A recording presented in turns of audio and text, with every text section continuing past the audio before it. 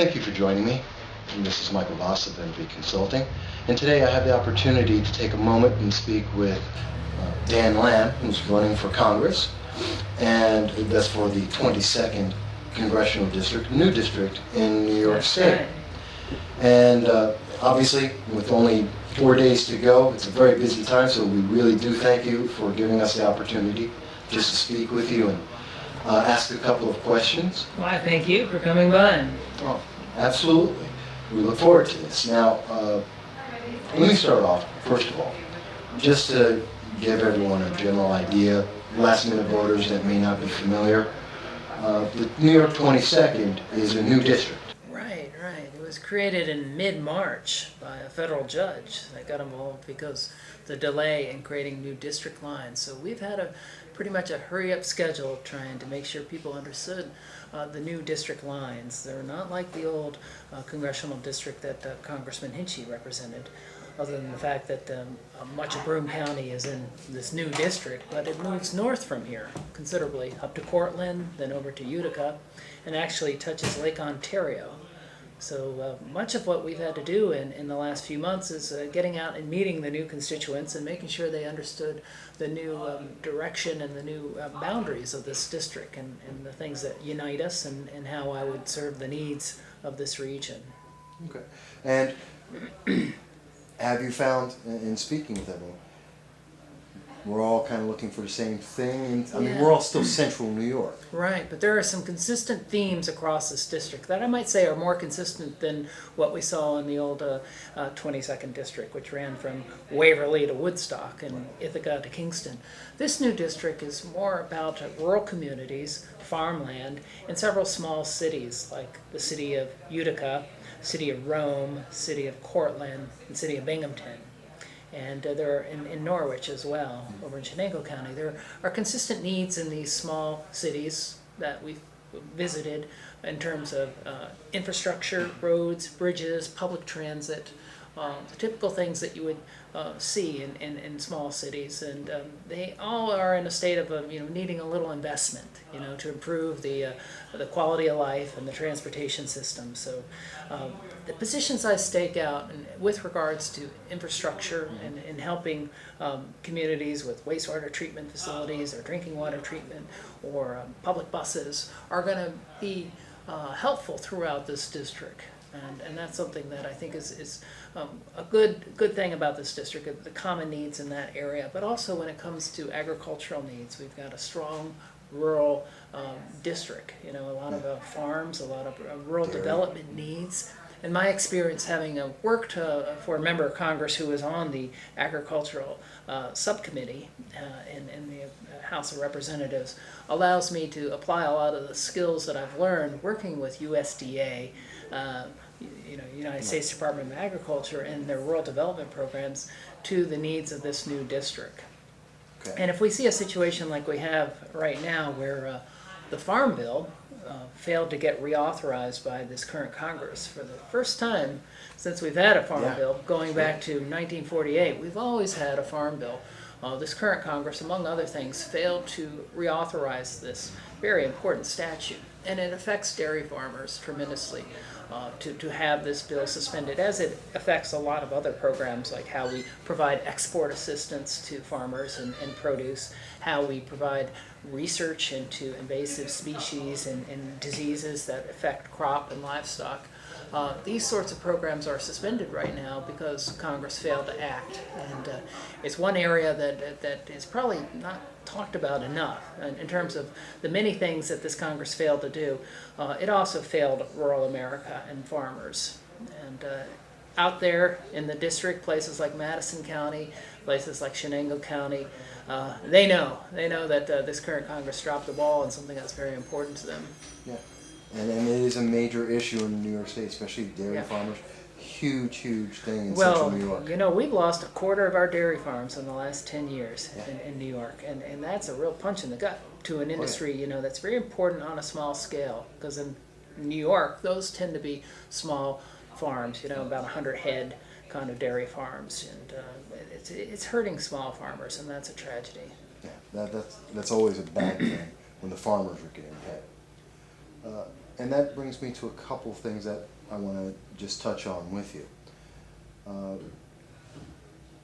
One of the things, it's not quite in the same realm, but it deals with another hot button issue that's specific to New York right now. I'm going to go and just touch on fracking. Yeah. Hydrofracking is a major, major issue. And similar to some of the concerns by farmers is the fact that the proponents of fracking are saying it'll create jobs. Yeah. The opponents are saying that it'll destroy the environment. And cost jobs. And cost jobs. Now, the question, and in an economy right now where Yeah. we're looking for jobs, as well as Right. always trying to maintain the environment, it's a very touchy issue. Yeah. I know that you said that you've opposed it. I know that it's something that's being investigated right now by the EPA and the DEC of New York. Correct. Yeah. And I'm just wondering, one thing you said about it specifically, though, that caught my attention, I think people need to know more about, is on your website you mentioned, you break it, you fix it. Now, it sounds very interesting because and to an extent it sounds like it addresses both sides of this issue. Right. What does it mean exactly? Well, that pertains to one aspect of our environmental law in this country, and that's in regards to liability. It's a very important body of work in terms of our environmental statutes that has to do with environmental remediation and cleanup. This is governed by the Comprehensive Environmental Reclamation and Liability Act, what's known as CERCLA. And we want to make sure that that law is made whole again. So in terms of liability, that if your land is compromised by gas drilling, that the industry is responsible for bringing it back to its pre-drilling state. If you wind up with a poisoned well, which we're finding in places in this country, places in Wyoming, in Pavilion, Wyoming, the EPA has found chemicals in drinking water that match the chemical fingerprint of fracking fluid. And as that creates a dangerous health hazard to drinking water, then it's probably smart to have the liability established in statute. So the offending entities, in this case the oil and gas companies that are fracking, are responsible for making these homeowners whole again. So that's the concept that I'm articulating when I talk about if you break it, you fix it. But with regards to the overall issue, there are many moving parts when it comes to oil and gas drilling and fracking in this country, and then in New York State in particular. And what this region really needs on an issue this important is somebody that's informed from top to bottom on the issue. And we're looking at matters concerning drinking water, as I just mentioned, but also property values, what gas drilling can do to property values, what it can do to the environment, what it does to our overall energy strategy. Is this an effective move in terms of moving this country to more independence and also renewable energy? What is the global market right now for gas? Natural gas. Right now there's a glut. People don't realize this, but gas prices are at historic lows right now, and people like T-Boone Pickens is actually, he's calling for a termination of gas drilling. He's saying stop it. We're putting too much out. It's driving the price down too low. So this is something to keep in mind. If New York pushes forward with drilling, we may start this and then realize that we don't need it, and we'll have moved into certain parts of this region to initiate gas drilling and taking on the risk without really needing the long-term benefits, to the extent that there are benefits to this region. And that's been one of my concerns all along, that this could be a bubble industry that we get involved in on a short-term basis without long-term jobs, long-term economic security to this region. And I've said repeatedly, to the rural landowners and farmers, we can't let our failed farming policy be an excuse to do something that would be very detrimental to the very farmland, that we rely on. We need to have active cropland in areas for livestock.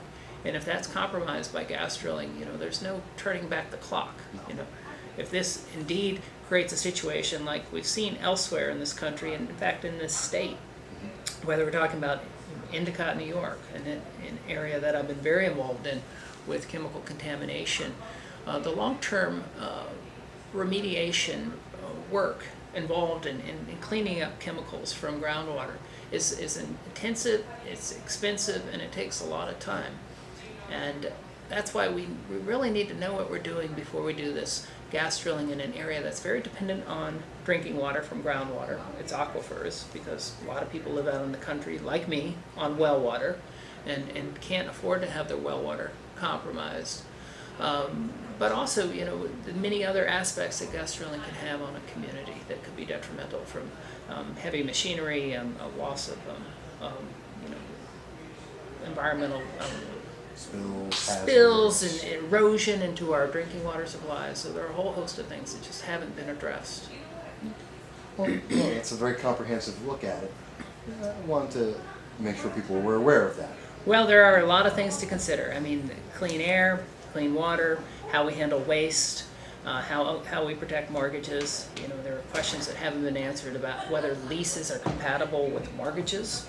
You know, a lot of mortgages have fine print saying you cannot do industrial activities on this property, right, and store volatile chemicals on this property. And we know that natural gas would fall in that category of being volatile.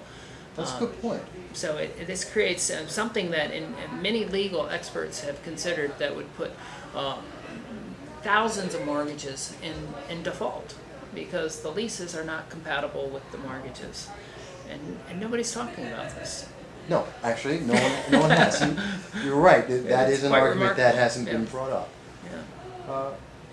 Well, let me ask you, and we're going to jump out around a little bit, because I know we don't have a lot of time for it. Well, just to sum up that last issue, I want people to know that this is something that I've studied quite a bit. I have a master's degree in environmental policy, and I'm coming into this with a fairly, you know, extensive background.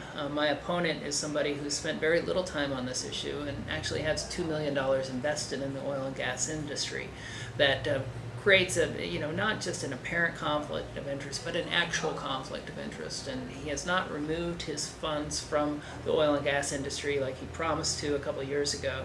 And that raises questions about his ability to be independent and articulate on behalf of this region when he's actually got something to gain by gas drilling coming here. That's a good question. I would have loved to ask him about that. Yeah, well, perhaps you should sometime. Well, I would if he would actually respond to me. All right. And yes, I'm talking to you, Mr. Hanna. I'm still available. But, given that he won't speak, we'll continue without him. Let me ask you something a little bit different. Right.